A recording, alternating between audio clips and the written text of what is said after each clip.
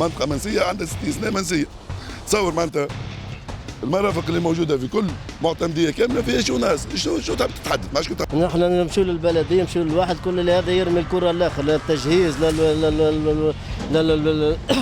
البلدية كل واحد للفلاحة كل واحد يرمي الكرة ماش فاهمين احنا لشكون هذه الحكاية. والريحة صدقني قسم بالله هاك جيت على عينيك الريحة مش عادية والله. وقتاش ما تم الجهر القنطرة هذه والمياه الراكدة؟ من قبل الثورة ما جهرتش. برنامج اي نعم وفما مناطق اسمع بصراحه فما مناطق اصلا ما وقعش التدخل فيها حتى للنظافه. هذه السنتر نتاع البلاد هذه لهنا ما عادش يجوا لهنا ولو يخرجوا لبرا قدام شويه يعملوا فقاوه ويعملوا في مشاريع ولهنا ساي ماتت البلاد اخزر مناظرنا كيفاش. اخر مره كي جاو هزوهم الفكيرن قداش هزوا من فكرون؟ لا ما نعرفش هزوا حكايه 100 ولا اكثر من 100 فهمتني ومازالوا زادوا يمكن 200 ولا 300 لعبه ما يتكاثروا برشا فهمتني ولازم يشوفون محل ضم علاش هكا والله مش معقول والله مو معقول قسما بالله لا مش معقول. وانه السيد الرئيس معناتها وقت اللي قال كيفاش معناتها المعدات راكده وبعث حتى من تونس معناتها تحركت الاطراف وبعثوا لنا بعثوا لنا هذه حقيقه تتقال بعثوا لنا معناتها المعدات نظفوا بليزو موا خير من قبل. انت صاحب كشك لهنا بحذا القنطره في وسط البلاد في قلب المدينه معناها اوتيك لهنا.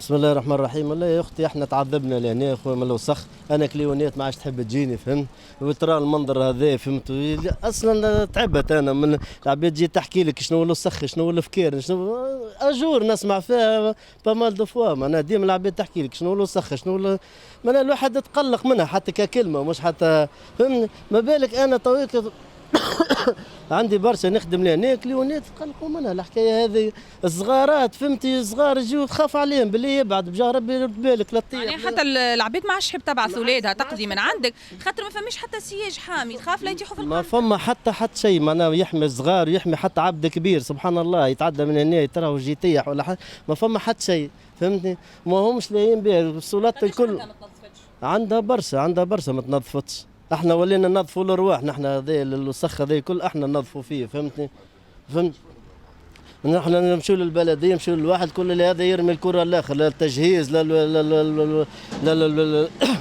البلديه كل واحد للفلاحه كل واحد يرمي الكره ماش فاهمين احنا لشكون هذه الحكايه.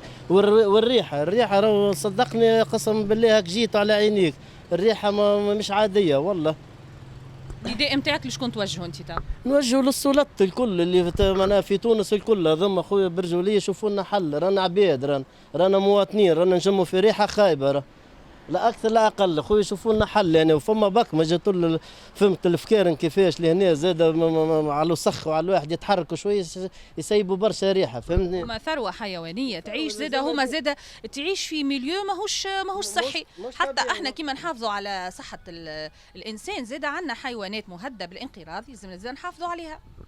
هكاك مدام لازم نحافظوا على كل شيء فهمت لازمنا نحافظوا عليها الثروه هذه الحيوانيه ولازم نحافظوا عليها ونحافظوا زاد على العباد الحيوان والانسان فهمت لازم نحافظوا عليهم الزوز فهمتني وهذاك هو ربي يهدي فهمت ان شاء الله يتقدموا السلطات ويشوفوا لنا حل. اخر مره كي جاو هزوهم الفكيرن قداش هزوا من فكرون؟ لا ما نعرفش هزوا حكايه 100 ولا اكثر من 100 فهمتني ومازالوا زادوا يمكن 200 ولا 300 لعبه ما يتكاثروا برشا فهمتني ولازم يشوفون محل ضم علاش هكا والله مش معقول والله مو معقول قسما بالله لا مش معقول. ان شاء الله يشوفوا لنا حل وكهو يجي العباد تصور وتشوف كذا يجوا حتى من اوروبا فهمت عباد باساجي يجوا يصوروا يرموا لهم الخبز فهمتش انا ما يعني انتم وليتوا حانين عليهم كما شفنا بكري انتم وليتوا تشريوا الخبز وتوكلوهم. انا نشريهم في الخبز بالذمه وناكل فيها اخي باك ما يرحم ما في الارض يرحمكم ما في السماء اخي ما نرحموش بعضنا احنا يلا شو اللي ما نرحموش الباك ما ويقطيتوا من الدبيبز الماء المطيشه من كل شيء هذا عايشين من كل شيء. شوف الريحه شوف المنظر اللي هنا لا عاد نخدموا لا نجموا نخدموا كنا نجموا تطور البلاد بالكدا اللي يجي باش يعمل مشروع ولا باش يعمل حاجه يلقى هالشيء يولي يمشي لا عندنا لا باتيسيري لا عندنا لا مزرعه لا عندنا حتى شيء في هالمنطقه هذه من التلوث. منطقتنا مشيت يعني انت باش تجي حتى باش توقف باش تشري دابوزه ماء تغزر تشوف المنظر هذا تمشي. هذه السنتر نتاع البلاد، هذه لهنا ما عادش يجوا لهنا ولو يخرجوا لبرا قدام شويه يعملوا في قهاوي ويعملوا في مشاريع، ولهنا ساي ماتت البلاد. اخزر مناظرنا كيفاش. عسلامة، مرحبا بك. غازي حمدان، نائب مجلس محلي وعضو مجلس جهوي ونائب مجلس محلي عن أوتيك الجديدة. اليوم تلوث كبير في أوتيك. والله مانيش عارف منين باش نبدا منين باش نوفى. اولا كي نحكيو على التلوث يعني فما ناس مخله بالواجب نتاعها مش قاعده تقوم بالواجب نتاعها. احنا ما عندناش الناس هذوما اصلا. كان باش نحكيو على التلوث نحكيو على البيئه نحكيو على التطهير. احنا ما عندناش لا ديوان تطهير ولا عندنا لا شكون ممثل على البيئه. ما عندناش السيركوي هذه في معتمديه كامله، مش في ديك جديده برك راهو. والمشهد نتاع التلوث اللي قاعدين نشوفوا فيه راهو اصبح عادي، وراهو اصبح معناتها العباد ولات عايشه معاه. كي تجي المواطنين لهنا ولات حاجه عاديه باش نوصفوا المشهد اكثر ونقربوا المشهد للمشاهدين. تحت قنطره فما مياه راكده في اوتيك، المياه هذه ولات فما فيها سلاحف مائيه. السلاحف هذه تعيش وسط التلوث والناس قاعده تشم في الريحه الخايبه، ريحه قويه لهنا ما تتشمش.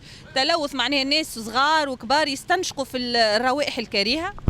باهي احنا ساعك باش نحطوا الموضوع في اطاره، ساعك ربما معناتها باش المستمع ساعك يعرفوا انه السلاحف هذه تعيش في البيئه الطبيعيه نتاعها. ساعك لا يمتى جبل ولا يمتى بحر، هذه البيئه نتاعها.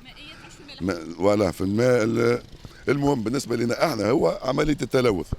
السلاحف لو انه مش من السلاحف هذه خاطر ظاهره صحيه راهي تقضي على الحشرات وتقضي على برشا معناتها كانت تنجم تسبب في الامراض. السلاحف هذه راهي منظفه للبيئه، لكن ما تكونش لكن ما يلزم لا تعيش اما مش بالطريقه هذه، مش بالعدد وماش بالطريقه وماش في كميه التلوث هذه ساشيات ودبابز وغرم واصلا معناتها المياه هذه هي مياه يعني مش صرف صحي.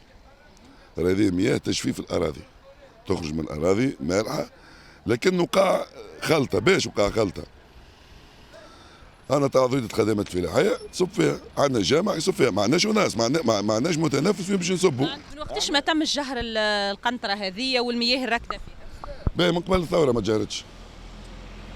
البرنامج توا على ما يقارب 14 اي نعم وفما مناطق اسمع بصراحه فما مناطق اصلا ما وقعش التدخل فيها حتى للنظافه. وانه السيد الرئيس معناتها وقت قال كيفاش معناتها المعدات راكده وبعث حتى من تونس معناتها تحركت الاطراف وبعثوا لنا بعثوا لنا هذه حقيقه تتقال. بعثوا لنا معناتها المعدات نظفوا بليزو موا خير من قبل. لكن هذه نقطة سوداء. نقطة سوداء معناها هذه ذو أولوية كبيرة. معدات ثقيلة وذو يعرفوا الناس الكل يعرفوها اللي ذو أولوية هذه. والسلاحف المائية بصفة عامة كسوسوا البحرية ولا اللي تعيش في المياه العذبة راهي مهددة بالانقراض، معناها احنا حسب ما نشوفوا في الدراسات والكل. باش نزيدك انا ما انت فرصة لنا الاخرى باش نوصلوا صوتنا احنا. باهي احنا توي عندنا سيستيم انت وركزنا على السلاحف المائية. راهو عندنا سلاحف بشرية في اوتيك جديدة راهي فلاحة كان تغزر الاراضي نتاعها كيفاش شايعه. تو الماء توا واد مجرده يصب في البحر. علاش قبل كان المجاري ديما نظيفه؟ خاطر عندنا الماء توا واد مجرده وانه يصب يسقيو الفلاحه يهبط فيه الدريناج يجبد ديما الماء يمشي ونظيف، ديما يمشي والماء نظيف. تويك بعد انقطاع 7 سنوات من الماء توا الماء يمشي في البحر. معناتها يعز على مسؤول في اداره باش يوظفوا وعندنا دي ستاسيون بمئات المليارات باش ما نقولش بالاف. راهو دي ستاسيون تاع بومباج كبار تمام باش ما ينزلوش على بوطون على تنقية المياه يستعملوها الفلاحين. لا نحكي على ماء الامطار توا اللي في واد مجرده المطره الاخرانيه. معناتها شوف انت كي فوق قنطره بنزرت اغزر تو تراو تحبوا تصوروا وراه الماء هابط للبحر، نسبه الملوحه 1%، ابن من ماء الشرب نتاعنا خاطر مياه امطار جديده ما يضخوهاش للفلاح.